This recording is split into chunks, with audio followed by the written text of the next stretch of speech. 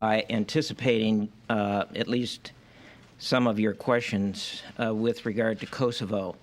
I think that most of you are aware that this building is focused on two paths with regard to Kosovo at this point. On the one hand, last night the Secretary signed a deployment order which adds to the U.S. aircraft that are forward-based in the European theater, and those aircraft included 12 F-117 stealth fighters, 10 EA-6B Prowlers, and a total of 29 refueling aircraft, 4 KC-10 extenders and 25 KC-135 Strato tankers. Those aircraft will be moving to the forward bases in Europe over the next several days. Some of them will actually not arrive there until over the weekend or early next week. They will join other aircraft, land-based, and also aircraft that are embarked in the aircraft carrier USS Enterprise that are already over there. This action is a readiness action, readiness for U.S. forces to support any NATO decision that would be triggered by a failure of the talks in France.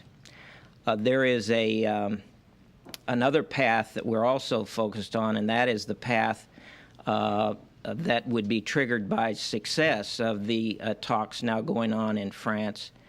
And in that path, we are looking at what forces we would be deploying in the event there is a NATO decision to deploy NATO troops to implement a peace agreement. And so there are these two paths that we are focused on. The talks in France, of course, are continuing. I'm not in a position to predict how the talks will turn out. I think everyone is certainly hoping that the participants in those talks will choose a path of peace, and that there will not be a requirement to use military force. But we here in the United States believe that the deployment was necessary as a precautionary and prudent measure, so that we would have the capabilities in the European theater in the event NATO determines that it is necessary to take some action in the aftermath of failure. Yes, Charlie? Mike, would you all rule out the use of Tomahawk in any NATO raids? And how many Tomahawk platforms do you have? Charlie, first of all, I don't want to specify types of weapons that might be used. I think you're aware that we do have ships that are deployed in the European theater that have Tomahawk cruise missiles. And beyond that, I just don't want to forecast, because I don't want to give the impression that that we believe that the talks are going to end in failure at this point. I think it's very clear by the actions that the Secretary ordered last night that we're ready to respond whatever direction this thing goes, but I think it'd be premature to get into that level of detail. But Tomahawks would spare threat to pilots, especially in initial raids. Would you rule those out? Would you rule out? I would not rule out that particular weapon system being used if it comes to that. And it is true that cruise missile capability is one that can be useful in a variety of scenarios. Yeah. Mike, you said this was a readiness deployment or a preparedness deployment. Right. And you also said it might be until sometime next week before all of these planes have moved. How soon would the United States be ready to act in conjunction with its NATO allies if there is no agreement by the noon Saturday deadline? Will you be ready on Saturday, or will it be a couple of days before you'll be ready? Well, we already have, that is to say, we, the United States, plus NATO in general, already has in position in Europe sufficient aircraft to take action should that be the course of that is required by NATO.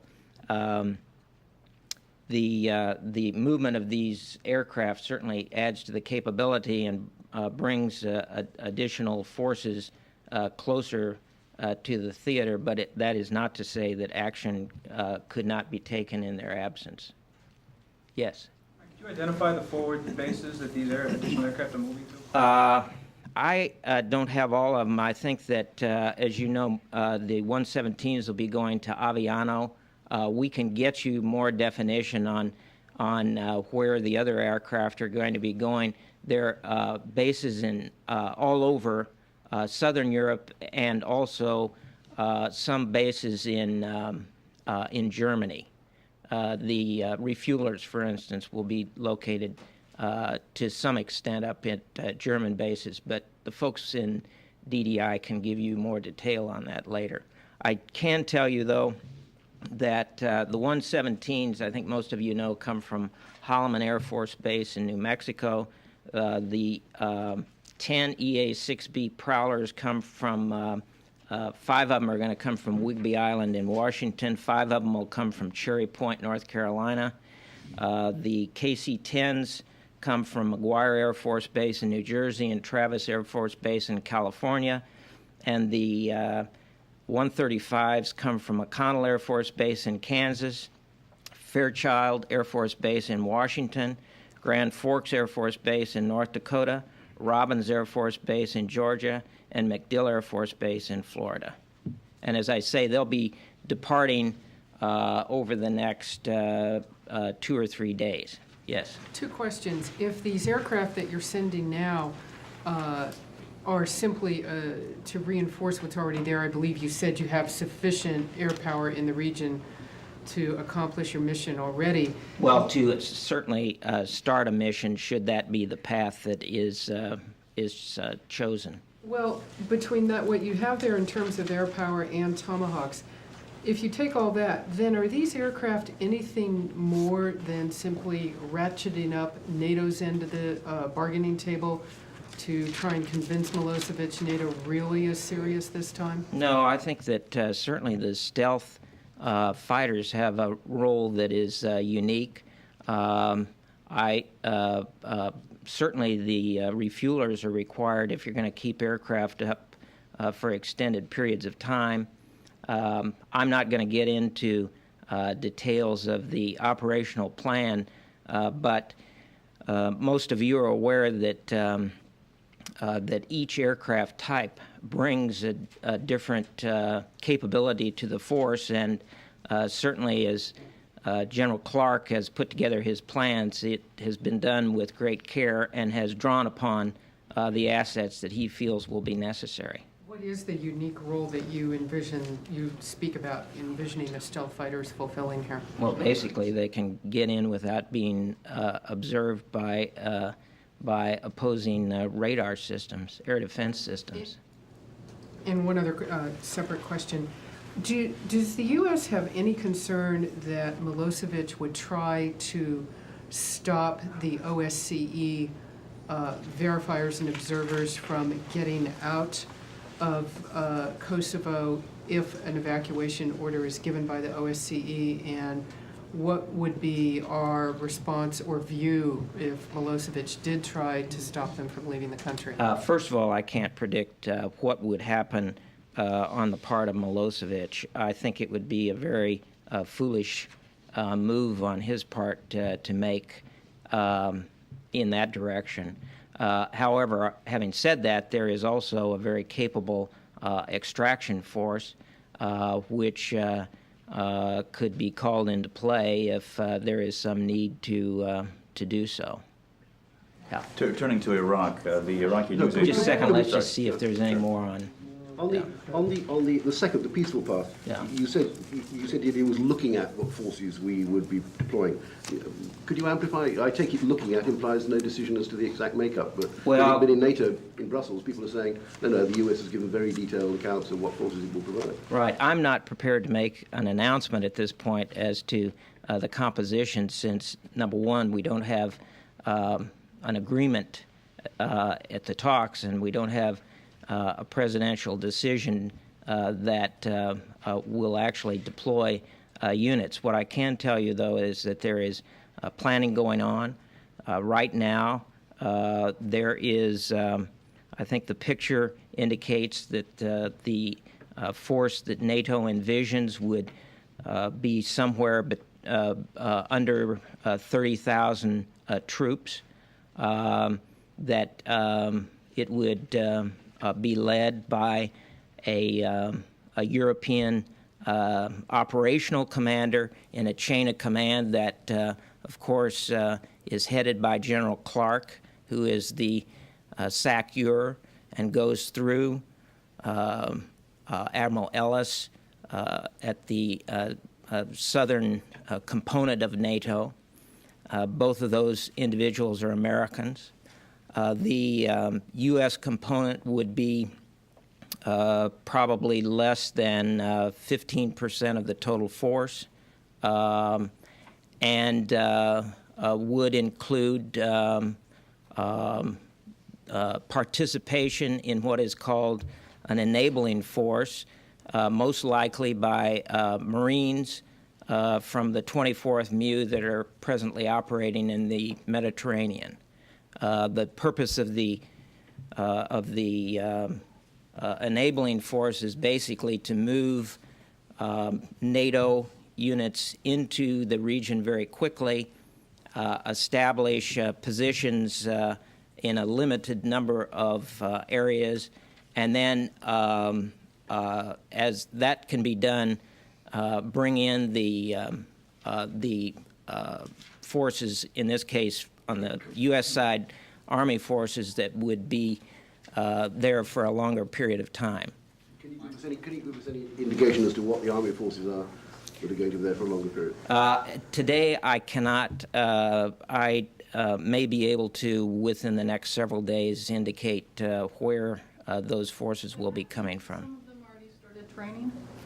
I am aware that some of the forces in Europe are certainly aware that they are likely to be called upon to participate in this action, and that they may be taking some preliminary steps to be prepared.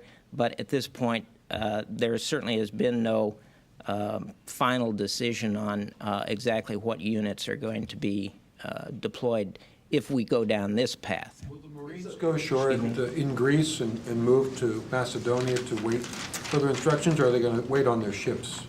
Well, for right now, they're excuse me, they're embarked in their ships. They certainly aren't going to move any place until, one, there is an agreement, and secondly, there is a presidential decision for the United States to participate in a NATO operation. We are not at that point yet. And there's no plans to move them ashore on some sort of precautionary pre-deployment? That's correct. Mike, Yes. isn't all this talk of a presidential decision something of a fiction? I mean, in NATO, it's got as far as laying out the map with the sectors that the U.S. forces are going to be controlling. I mean, at this point, if the president says no, the thing is chaos, isn't it? Well, certainly in this country, the president has the final word on anything that is done with regard to the deployment of U.S. troops. He has given 2 speeches so far. Both of them have indicated that the first one indicated serious consideration. The subsequent speech indicated that if there is an agreement, that he is inclined to authorize the deployment. But there has been no final decision, and the reason for that is, A, there's no agreement, and secondly, there are a list of requirements that the President has outlined and others have outlined, which will have to be achieved before the deployment can go forward. So what is actually going to trigger any kind of deployment is certainly a presidential decision. Yeah. Mike, how can NATO move forward with the threat of airstrikes or the reality of airstrikes?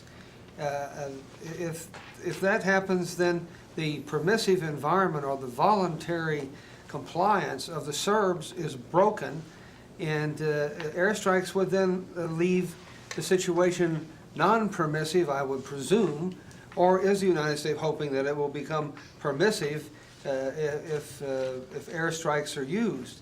I mean, what I'm saying is you're blowing your whole deal of getting a deal with Milosevic if you strike him, right? Well, at the outset, I said that I think everybody in this building and elsewhere throughout the United States as well as Europe is interested in seeing an agreement that leads down the road for peace rather than down the road that leads to airstrikes.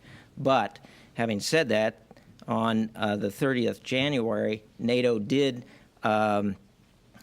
indicate that it was prepared to take steps in the event that the talks failed, and the Serbs were responsible for that. Mike, presuming that the talks fail and we go into a mode where we're conducting airstrikes against Serb military targets, what would we do if the KLA used that situation to try to advance or enhance their position on the ground? Would we take some action to stop them as well? Well, without forecasting exactly what's going to happen, we have said that we will withdraw support to the KLA if they are responsible for the failure of these talks.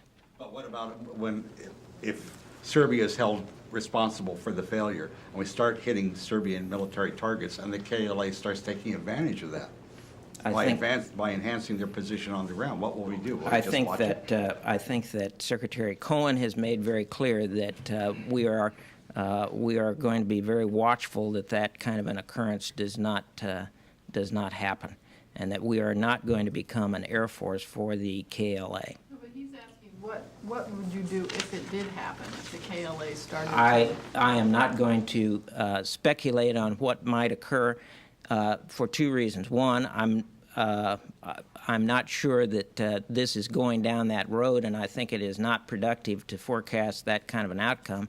And secondly, I don't think it is helpful for the United States or anybody else to lay out exactly what we are going to do. I think in this case, being a little ambiguous is exactly the way we want it to be. Could I just say, related to that, today on the ground, you've got Serb forces and tanks moving toward, I think, the border of Macedonia. You've got the KLA putting the Serbs in their rifle sights, and you've got Serbian soldiers quoted as saying that if airstrikes come, we're going to just start hitting the rebels. So it's maybe a lot of tough talk, but there's potential for an explosion there if there's airstrikes. I think that everybody agrees that there has been a potential for explosion in Kosovo for many, many months, and that is the reason that the parties are presently in France talking about the possibility of working out a peaceful agreement that will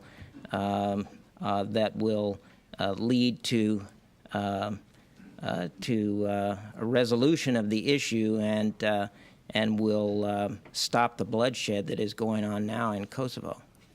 Should this be done on a deadline when violence is imminent?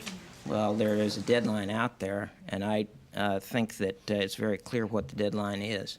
We change the subject? Wait, one more time. Yeah. You said that some of the troops in Europe were taking preliminary steps, awaiting a final decision by the president. What preliminary steps are those?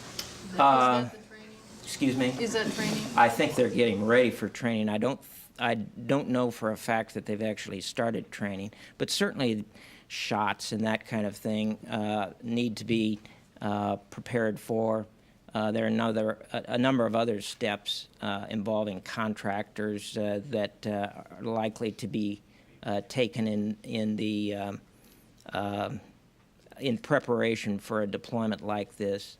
And as I say, once a decision is made, we'll be happy to share with you what that is, but it has not been made yet. Can you just tell us which units then are working with contractors? No, a nice try, but I'm not going to do that today. Thanks. Can't change the subject. Okay. Iraq, Right. a military communique not too long ago in Baghdad said that there were incursions in the northern no-fly zone today by U.S. planes, and that they attacked one anti-aircraft site. I understand that you all are saying that that's not true to your knowledge. From all I can tell on this, this may be a case of an overzealous public relations person for the Iraqi military simply having prepared a press release, and when events didn't occur as he had forecasted, he put it out anyway. We had no incidents in Operation Northern Watch today. Were there patrols in Operation Northern There were some flights, but as I understand it, the weather up there was bad. Was there any sighting of anti-aircraft artillery fire or any other hostile acts by pilots, even if they didn't respond to Yes, I have understand there was likely some AAA that was observed either by pilots or by other means. So if Iraq said, for instance, that it fired at planes with AAA and then the planes left, it might be technically accurate. If their statement is that they fired at U.S. planes patrolling the no-fly zones, and the planes did witness anti-aircraft artillery fire, then the statement from Iraq could be correct. Jamie, I'm not sure I paint the picture exactly that way, since, as we've talked about before, AAA is not exactly a serious threat to planes that are flying at 20,000 feet. Iraq also said in that release that an attack had been launched by the planes against a site on the ground. Yeah, that's what That part is not I can be very definitive on that, and that is that no such attack occurred. Do you have any, can you tell us at this point how many targets have been attacked in Iraq since the end of Operation Desert Fox, and how many munitions have been expended in the efforts since then? No, I know you've asked that question before, and I don't have that tabulation. I think we've gone through pretty much every incident, but we've not gone through and tabulated each individual one. What we have done is, excuse me, we have Iraqi violations of the no-fly zone since the end of Desert Fox, and in Southern Watch that is about 90, and in Northern Watch it's about a dozen. Could you go ahead and do that? Can you go ahead and tabulate those so we don't have to keep repeating the question? Well, because it stretches We'll see. credulity that nobody at the Pentagon has kept track of how many things we've attacked and how many bombs we've used up. I mean, somebody has those numbers somewhere. We will see what we can do for you on that. And BDA, I'm not going to predict at this point. I think Ken answered the BDA question last Tuesday. Is there a reason why there's not a clear response to that? Whether there's a reason you can't right now just say, yes, we will? Is there some reluctance to do that? I will do what we can. Yeah. That didn't really answer the question. In a broad sense, have you hit most of what you aimed at? In a broad sense, we've had a very significant impact on the Iraqi integrated air defense system since these violations and provocations commenced on the part of the Iraqis. Yeah. This may actually relate to Tuesday's briefing, but let me ask again: is there any indication presently that Iraq is making any preparations to go outside of its borders to the north and attack anywhere in Turkey, and as the United States keeping a vigil, especially against these threats that were made a couple of days ago? Well, to answer the last part of the question first, certainly force protection is the primary goal of any commander, and our commanders at Turkish air bases are certainly aware of this threat and are taking appropriate measures. Having said that, I've not seen anything that would indicate the scenario that you paint. Are AWACS deployed in the North Fly Zone or in Turkey as a defense? Yes, AWACS are part of operations in both the North and the South. Okay. Yeah, John? New topic? Yeah. Could you explain why Secretary Cohen is going to speak at Microsoft today when it's in the middle of the biggest antitrust suit that the U.S. government has brought for some time? Why is he there, and what's he going to do? Well, Secretary Cohen is embarked on a program to talk to people throughout the United States that the Department of Defense may not previously have talked to. He, as you may be aware, talked to the Illinois State House. He is today talking to Microsoft. He is delivering a message that talks about the Department of Defense. It's an important message that we feel that all corners of the country should hear. He is going to be traveling to other parts of the country in the coming months, and I think you'll see other venues that are probably non-traditional for a Secretary of Defense to speak in. But I think it's an interesting way to carry the message, and one that is welcomed. But could you say whether consideration was given of the fact that Microsoft is engaged, unlike the Illinois Chamber of Commerce, with in a massive suit brought by the U.S. government?